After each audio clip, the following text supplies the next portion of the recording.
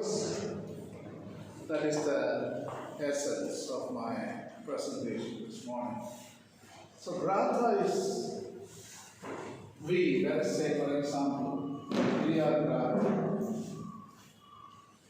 A person, let's say, okay? Here Grata is something which is given freely.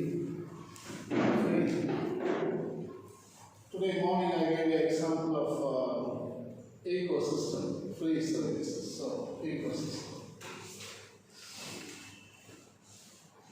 So gratis. The free services provided by ecosystem is understood as gratis. This is the explanation of charity. Charity. In charity, you know why? Yesterday I told you ecstasis. I told you lover. There is ecstasis here. There is also ecstasis here. Lover. So there is a lover in you that makes someone go out to meet this one. There is sometimes here, there is a lover ecstasis here goes out to meet us. So here, now our human experience show that for the past 3.8 billion years, ecosystem, the flow was from here to here. Yes, one way. So that's why we call it ecosystem free services. In English, Jesus explains that in a beautiful text now. There is no better love than laying down one's own life for the sake of others. That is the principle behind it. So we begin with Grata. Here we are the Grata now. At the end of the talk, we come to a stage called renewal. That stage we switch places. We become gratis and nature becomes grata. So that is the methodology of this presentation this morning. So maybe we will get into this probably this afternoon, I don't know. But this is the trajectory of our presentation today. All right.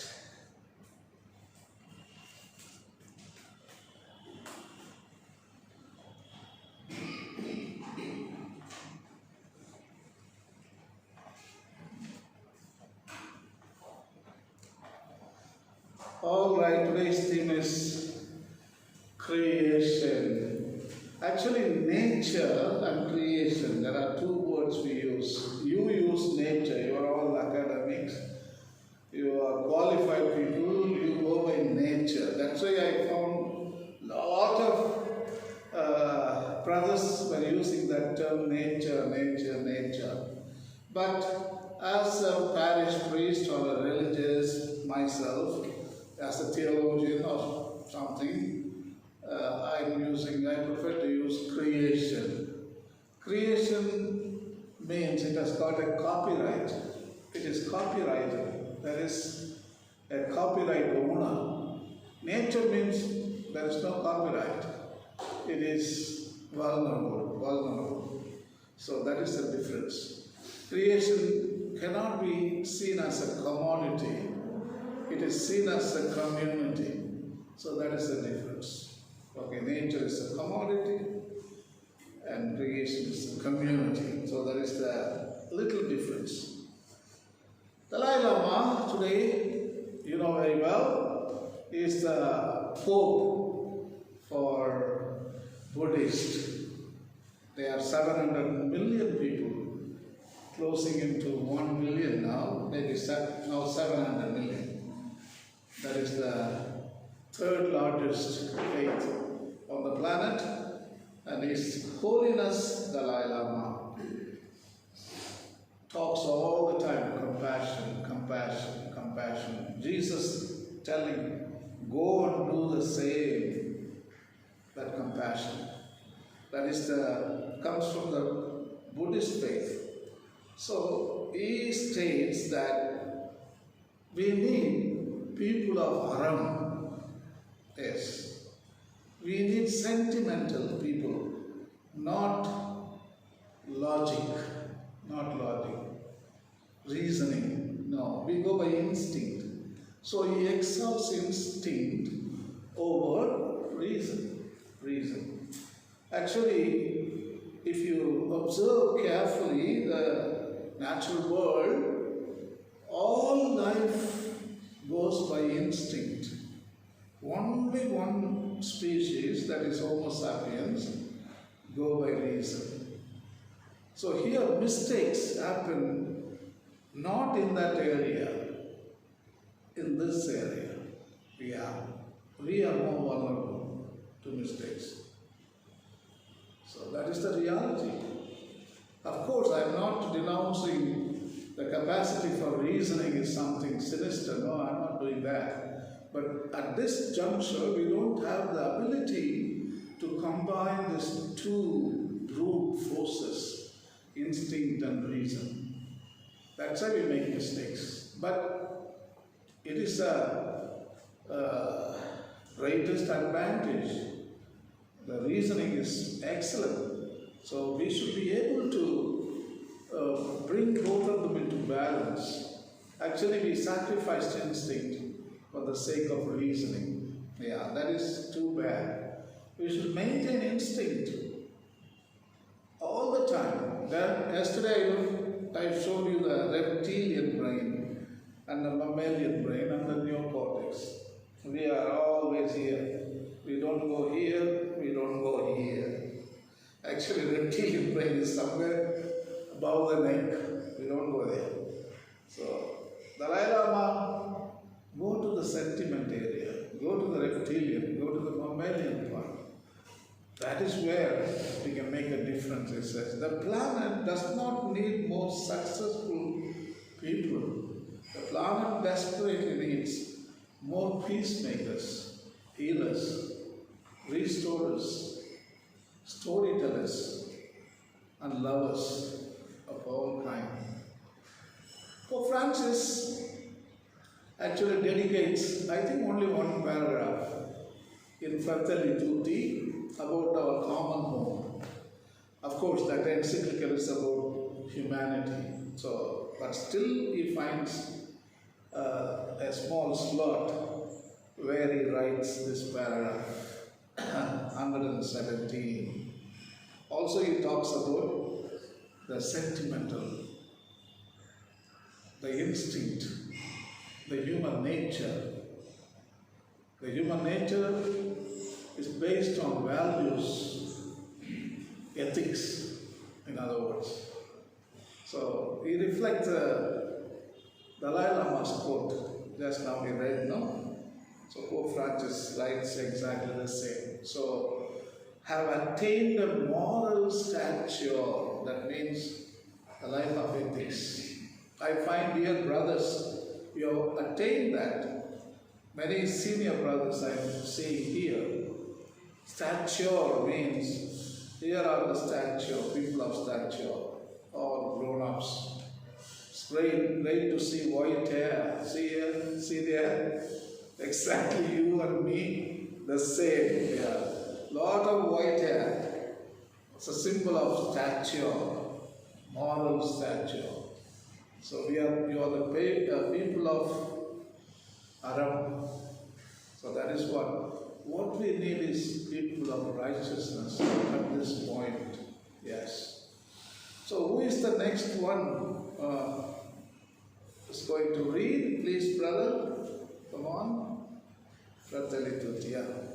When we speak of the need to care for the common home, the planet, we appeal to that spark of universal consciousness and mutual concern that will still be present in people's hearts. Those who enjoy the surplus of water yet choose to conserve it for the sake of the greater human family have attained a moral stature that allows them to look beyond themselves and the group to which they belong.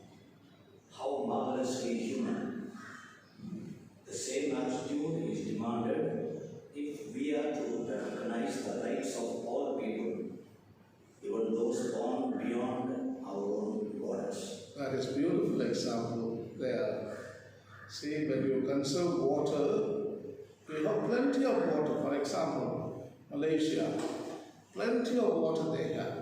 So it doesn't mean we can use it all the time, waste it.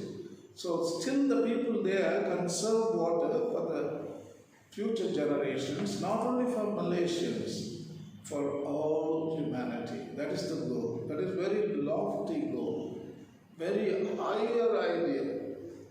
That is Aram at its peak, at its peak. They have plenty of water, but still their use is very frugal, as if we don't have water at all.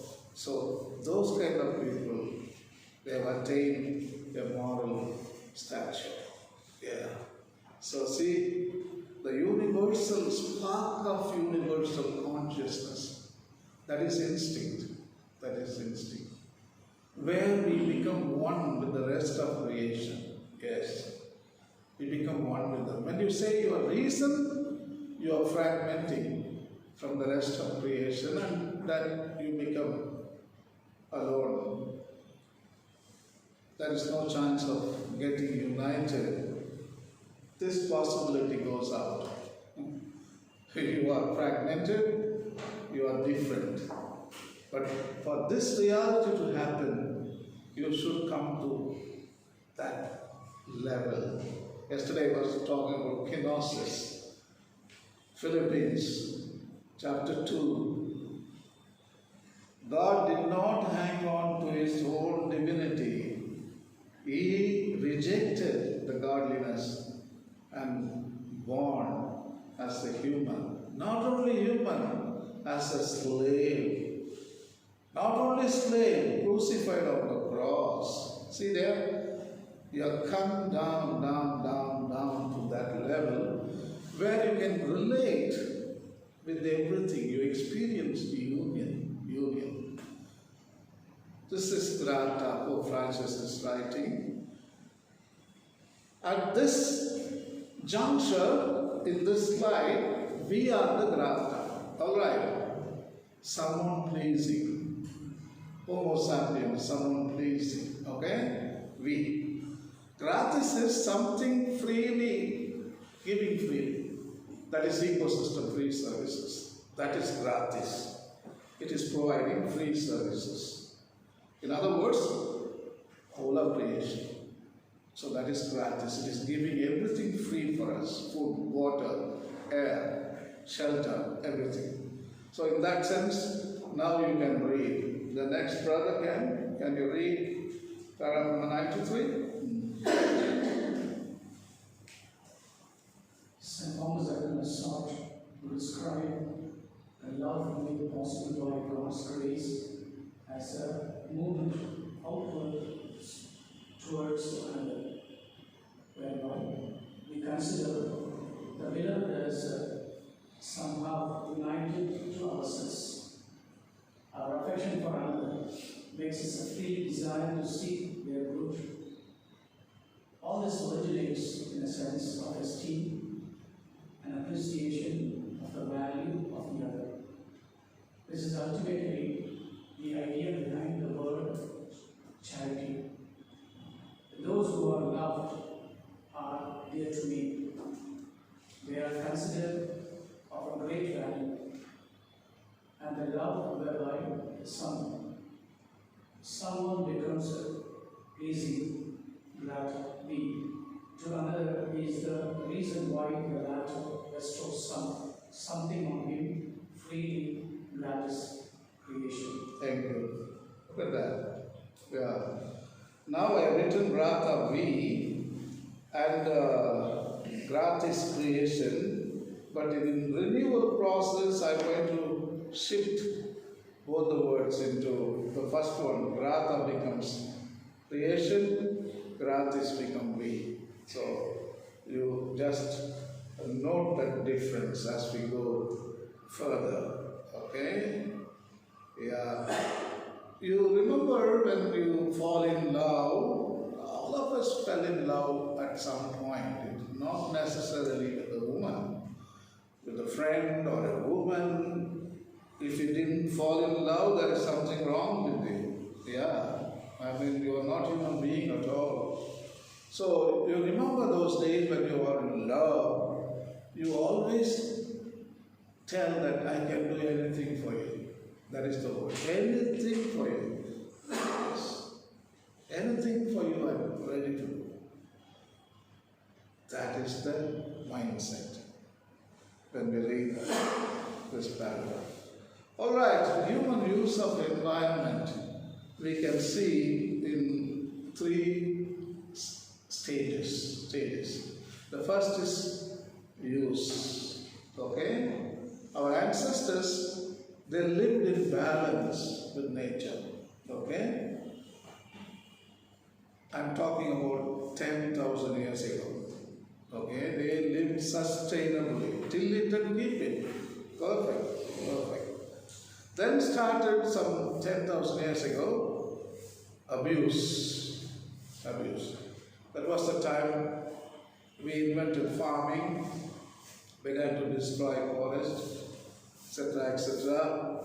And then industrial revolution, green revolution, and the technology, economy, we know what happened, rest is history. Now we are entering into another stage, renewal. That's a good thing. COP 26 about renewal. Our retreat is about renewal. So this is until 10,000 BC. Our ancestors were okay. Wonderful life. Only 2 million, anthropologists summarize how many humans on the planet Earth. Before 10,000, 2 million people on the planet. So planet looked so big, humans, they look very small. But today planet looks so small, humans look so big. But it was a good time when our ancestors lived some 4 million years ago or 10,000 years ago. The second, abuse of creation. These are the three. 8,000 BC, invention of farming, agriculture, and then slowly villages, towns, cities, big families, factories, markets, etc. Then came Industrial Revolution, 1850. Bigger the better. And then Green Revolution came in 1960s. So far, agriculture was for sustenance. People were taking gas for their own livelihood. But in 1960s, agriculture was seen like a factory production. So we came to industrial farming. So we put fertilizers, pesticides, etc., chemical farming, and we destroyed the soil from which we are made. We've forgotten that. We are made out of that soil, but we are poisoned on that same soil. That is the thing we should realize. Romans 8, 19 to 23, it's a very profound and insightful text for our discussion today. For the creation waits with eager expectation for the children of God to be revealed. For the creation was subjected to frustration not by its own choice, but by the will of the one who subjected it, in hope that the creation itself will be liberated from its bondage, decay, and brought into the freedom and glory of the children of God. We know that the whole creation has been growing, asking the pains of children right up to the present time. Not only so, but he also who have the first fruits of the Spirit, grown inwardly as we wait eagerly for our adoption to sonship, the redemption of our voice. Such a beautiful text. The whole creation is groaning in pain in childbirth. That is what the image Saint Paul provides for us. Writing 2000 years ago, he's writing about groaning in pain. Imagine Saint Paul living today, what he would write. You can never imagine. Yes, 2000 years ago. Today, the biotic and the biotic factors are groaning in pain. Yeah. What does it mean, groaning in pain? Just a small example I would like to give you is soil under our feet. There is soil there, we don't even see the soil. Once upon a time, I'm talking about the towns. When I give an example, I'm not meaning here, Montfort. You should imagine everywhere. So, our churches, temples, colleges, roads, factories, all. That soil was exposed to the sun. Every day there was gratis and every day there was grata happening here.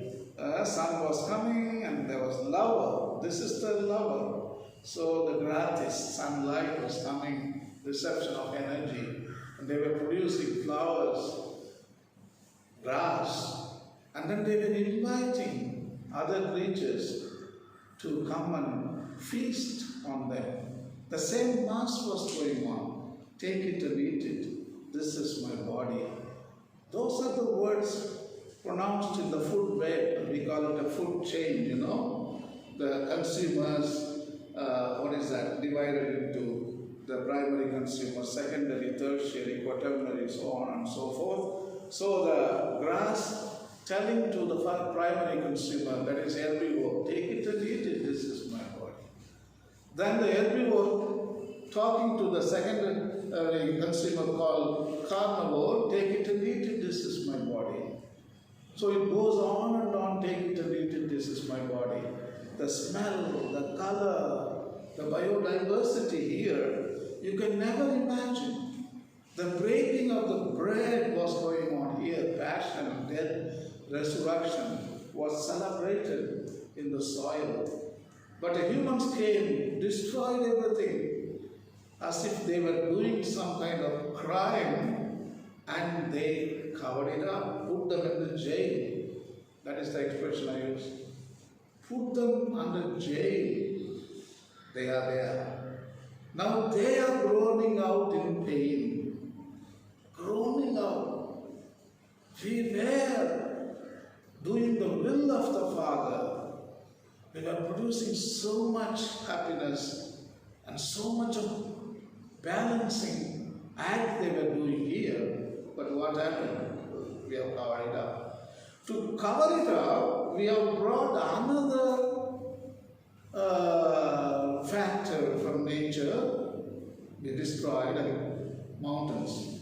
So we brought the mountains and then covered up. To hide one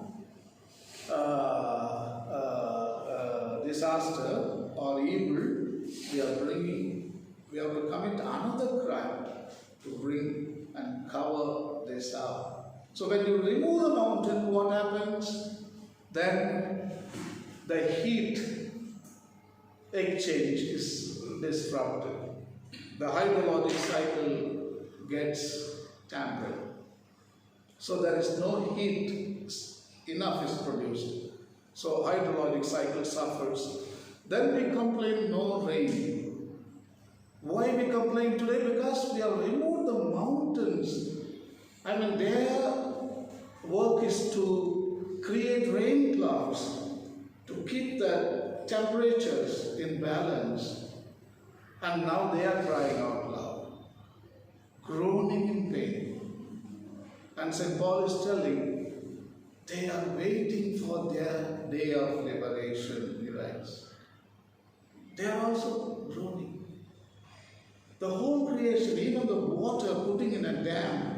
You know Medha Patkar, the Narmada Bachao on Golan. She argues from this level. Why do you put the water as if the water has committed some crime? You're putting in a jail called dam. Damn it! You're putting everything in the dam, not into one jail. Hundreds of jails that water has to travel.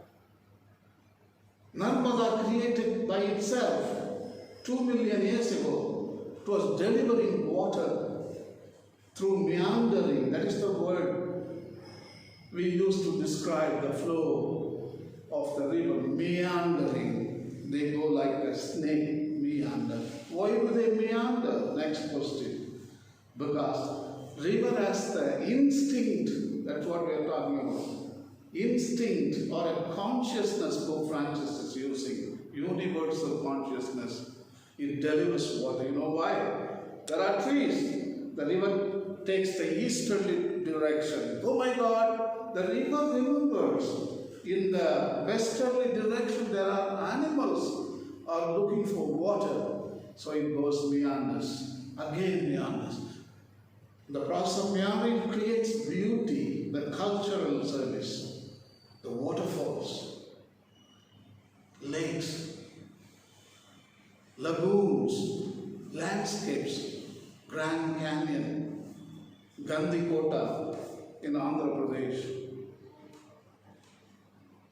It creates all the services, supporting services, regulating services, provisional services, cultural services. That is what Medha argues philosophically, but she is misunderstood. But at least she raised the awareness. Let the waters flow free. Yeah. Because all the Panchabhutas and nature is enlightened. They are absolutely free. You know, Jesus talking to Nicodemus, you remember? He says, Nicodemus, can you hear the wind? Yeah, you can hear the wind. But can you tell where it's going and where it's coming? Jesus says we can't tell where it is going, where it is coming. Jesus really indicates the free nature. They have attained the liberation actually, but some of them are still struggling to get liberation because of humans. Because we treat humans as slaves. You are inferior, I am superior. So we dominate on each other. In the same way we dominate on the land, the soil.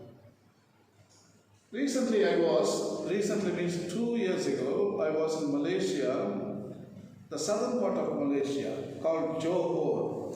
You must have heard about the place, Johor. South of Kuala Lumpur, at the border of Singapore. Johor, within 4 kilometers, you have Singapore. You have to cross a river there. Not river, ocean. Ocean. Big bridge. And everybody was standing, big line, Malaysian side. And the officers were checking the passport, where is the visa, how long you are going to stay, and when is your return flight, so on and so forth. Also Malaysian side, Singapore side, they are checking, and people are coming to Malaysia. Then I just looked above. I saw birds, thousands of birds were flying from Malaysia to Singapore, Singapore to Malaysia. There was no any customs there. There was no passport checking. There was nobody asking where is the visa, how long you are going to stay there. I saw the river. It was flowing from Malaysia to Singapore without any control. Everything, the wind is blowing. In Pakistan border, everybody can cross. Wind, water, abiotic and biotic factors, all of them can do wherever they want to go. Only one region. Where is the passport? Where is the visa? How long you are going to stay? When are you going to return? What purpose? human species. This small example tells you how pathetic the human species is. Yet we have a delusion that we are above everything. This example can shatter our dreams of grandeur, our delusional life. It can shatter to pieces. So this is what there is awareness there, we want to be equal. But now you know why we are coming out? Because we have found another big society to control and to enslave and to depress. Nature. Because this is only 8 billion people you can control. There is no grandeur in that. A big grandeur can be control everything, abiotic and biotic factors. That is your known Alexander the Great. Yeah, that is what we are doing right now. Controlling nature. So today we need to fight for cosmic democracy. Human democracy we have achieved. It's okay, only few countries are struggling on the planet. But we should go, the next phase is cosmic democracy. Fighting for the rights of the nature. There are soil rights, you know. There are water rights. There are frog rights. There are snake rights. There are animal rights, plant rights, so human rights. Your rights are no good for the snake. They have got their own rights. They have got their own rights. Don't impose your human rights on them. They are created with intrinsic value. God has given them rights. What is our job? Human. What is the role of human here? To recognize those rights and to make sure that they are enjoying them. Yes. That is the role of humans. Unfortunately, we are violating every right of the natural world. That's why Pope Francis is calling for a bold cultural revolution. Didn't I show you just now about 3 revolutions that destroy our planet? So it needs another counter-revolution to solve the problems created by those 3 revolutions. So this is what Pope writes in LAUDATO Si, paragraph number 114. He is calling out for renewal. Renewal. Okay, brother, read this. Yeah. You want to read? All of these show the urgent need for us to move forward in bold cultural revolutions. Science and technology are not neutral from the beginning to the end of process. Various inventions and possibilities are in play and can take artistic shapes. Nobody is suggesting a return to the Stone Age, but we do need to slow down and look at reality in different way to appropriate the positive and sustainable process which has been made, but also to recover the values and the great goals swept away by the Unrestrained delusions of grandeur. Exactly. That is what we are. That is unrestrained delusions of grandeur. So that's why we do this kind of actions. So Laudato Si, paragraph number defines the process of renewal now. It is unbelievable teaching from Pope Francis. I think you read and then you will understand. So next brother, can you read this for me? Anybody there? Yeah. Okay, you want to start again? Okay, sure, start. need for each of us. Actually, this will be a shocking paragraph for senior brothers because is defining about what is sin. So you are having more baggage to your sin now. Yeah.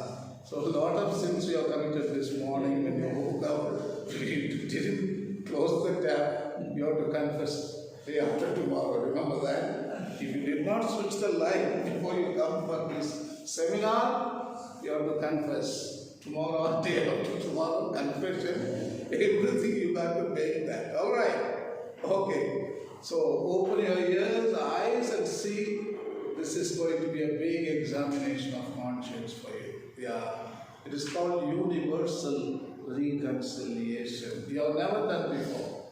Only reconciliation you have done. But universal reconciliation, what is it? I will explain later. Come on.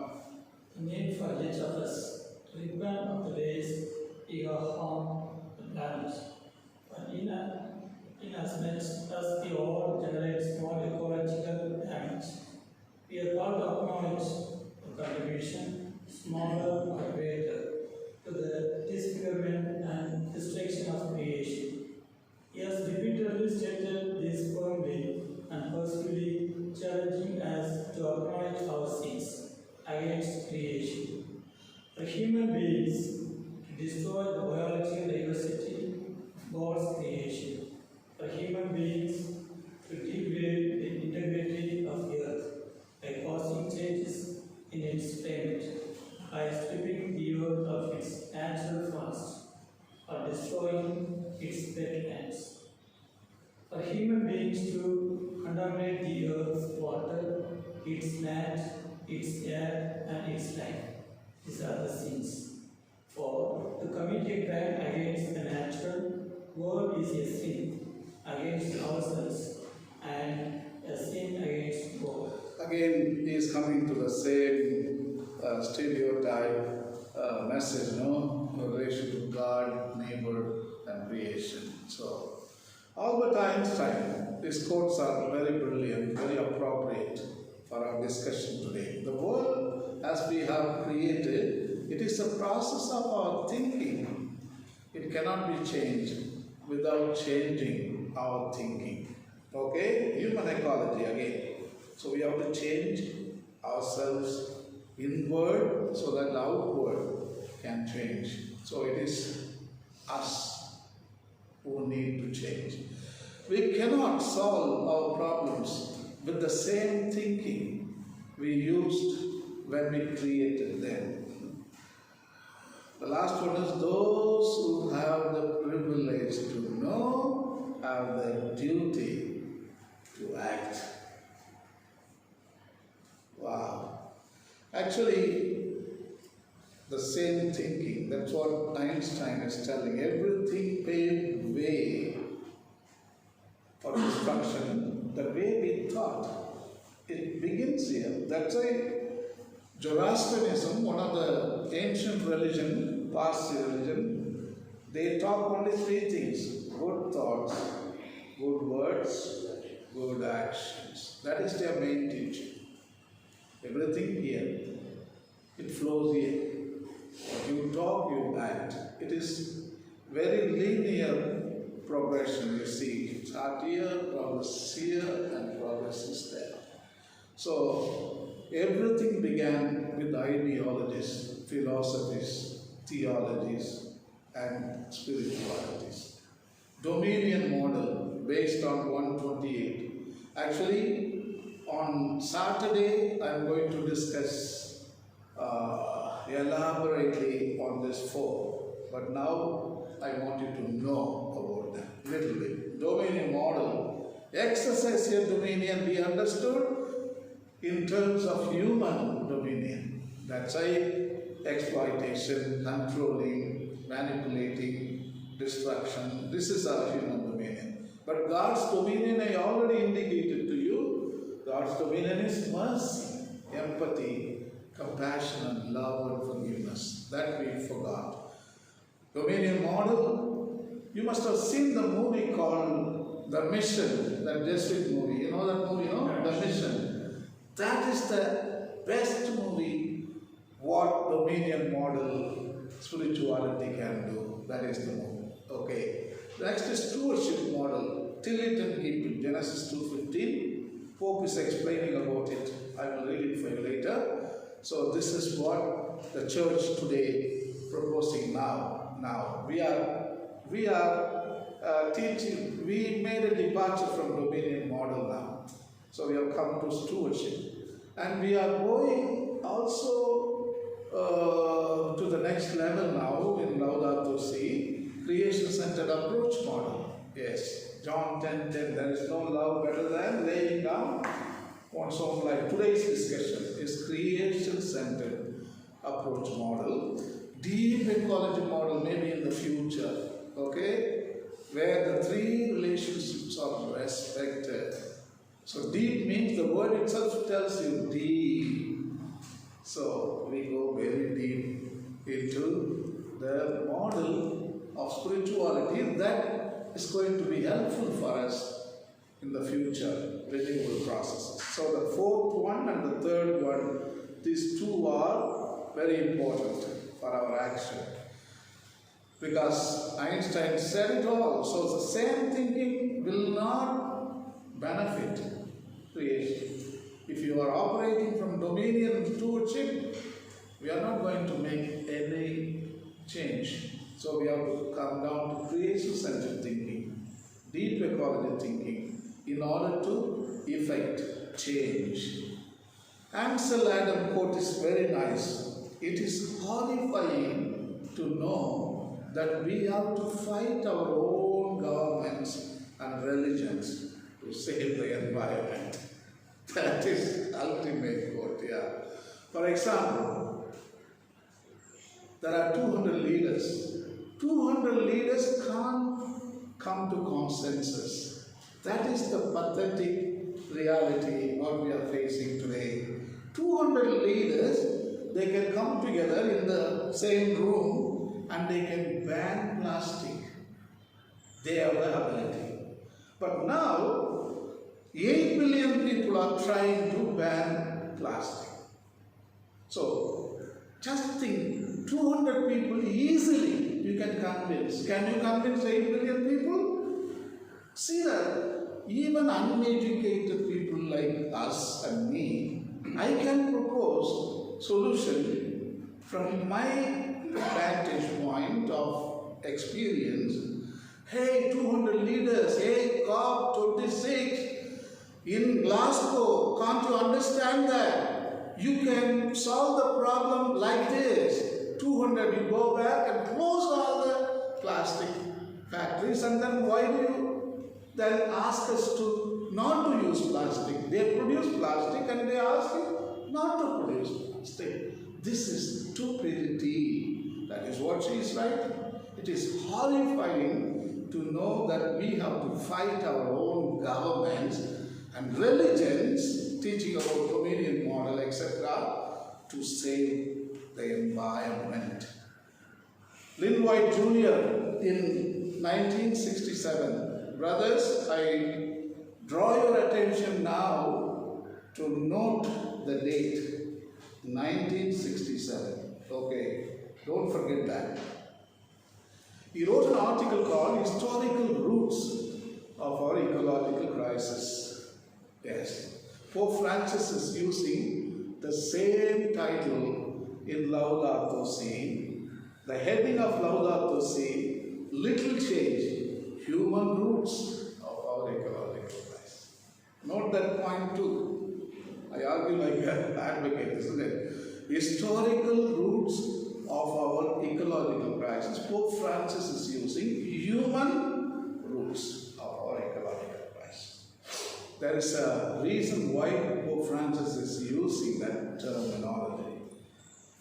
Lynn White Jr. wrote, only 2 religions destroyed our planet. Only 2 religions are the cause. Only these 2 religions should act. That is Christianity, Islam, and Judaism in a small way. Only Abrahamic religions, they were the cause for the present ecological crisis. See, Christianity, capitalism we proposed, basing on dominion model, okay? Hierarchical dualism set a stage for environmental degradation, capitalism, world war, slavery, the division of first world, second world, third world, fourth world, colonialism, forced conversions, iconoclasm, poaching, deforestation, global warming, globalization, industry, all perpetrated by Christian West and Islam and the Abrahamic religions. That's what he wrote. He did not say Christianity directly, but he pointed out that dominion, 1:28 Genesis. Only 17-page article. You download it today in your computer, in your mobile phone, and you read it. This is the paper which has enabled thousands and millions of PhD students to go and get their degree. I think this is one of the largest research paper, if not number one in the world. In the world. So if you are looking for some PhD doctorate here, some youngsters, I think this is the paper where you need to go and do research and get a doctorate. Okay. So see Pope Francis at last, the human roots of the ecological crisis. That is Laudato Si. So now Pope Francis, I asked you to note 1967, but now what are you seeing on the slide now? What are you seeing? 1967, I told you. What are you seeing on the slide now? 67. Yeah, correct. Pope Francis is answering to that question, that article, in the paragraph number 67. Yeah. Brother, please. To respond to the charge that Judeo-Christian thinking on the basis of the Genesis account, which grants man dominion over the earth, has encouraged the unbridled exploitation of nature by painting him as domineering and destructive by nature. This is not a correct interpretation of the Bible as understood by the Church. Although it is true that we Christians have at times incorrectly interpreted the Scriptures, nowadays we must forcefully reject the notion that our being created in God's image and given dominion over the earth justifies absolute domination over other creatures. After 54 years, the chapter is closed now. Pope Francis admitted that yes, it is true that we misinterpreted the dominion ideology. Chapter 1, Genesis, verse 28. Yes, after 54 years, he's admitted that. And also, Pope John Paul II, Saint John Paul II, admitted in 1990 itself. All right, in a indirect way, he admitted. That quote also I want to show you. Brother, somebody read? Want to read, brother? It is desired to have and you enjoy other than to read and know. Man consumes the resources of the earth and its own life in an excessive and disorderly way. And the root of all the senseless destruction of the natural environment lies on the anthropological. Correct. Okay. See, an anthropological error. That is the admission. Yes, we have misinterpreted. Continue, brother. Which unfortunately is widespread in our day. Man thinks that he can make arbitrary use of the earth, of subjecting it without restraint to his will, as though it did not have its own expectations. And the pilot, God's given purpose, which man can indeed develop but must not destroy. Betray. Yeah, correct. Okay, now Pope Francis is coming to very act of renewal. Alright? We will stop just after a few slides and we go for renewal phase this afternoon after taking rest. Let all these points sink in your heart. So the abuse, you should feel really repentant. Oh, sorry we have done this, sorry we have done wasted water, lights, energy, and the unnecessary destruction of the habitats, etc., etc. So you examine your conscience and repent. Get ready for confession. That is tomorrow or day after, I don't know, but we will do it. Okay, 67, the same paragraph where Pope admits that, yeah, we have made a mistake. Repentance also starts immediately in the same paragraph, 67. Come on. The biblical texts are to be read in their context, with an appropriate hermeneutic, recognizing that they tell us to till and keep the garden of the world. Genesis 7 chapter verses 50. Tilling refers to cultivating, plowing, or working, while keeping means caring, protecting, overseeing, and preserving. This implies a relationship of mutual responsibility between human beings and nature. Each community can take from the bounty of the earth whatever it needs for sustenance, but it also has the duty to protect the earth and to ensure its fruitfulness for coming generations. The earth is the Lord's, Psalm 24:1. To him belongs the earth with all that is within it, Deuteronomy 10:14. Thus, God rejects every claim to absolute ownership. The land shall not be sold in perpetuity, for the land is mine for yours, strangers and sojourners with me. Leviticus. Thank you. Okay, that is the paragraph which gives you the whole new world. So when you go back to your after the coffee, go through the PowerPoint and then try to read the text so that you will capture the insights easily. While you read here, we don't get all the insights. You read alone and you contemplate, and then you will get to it. Very nice.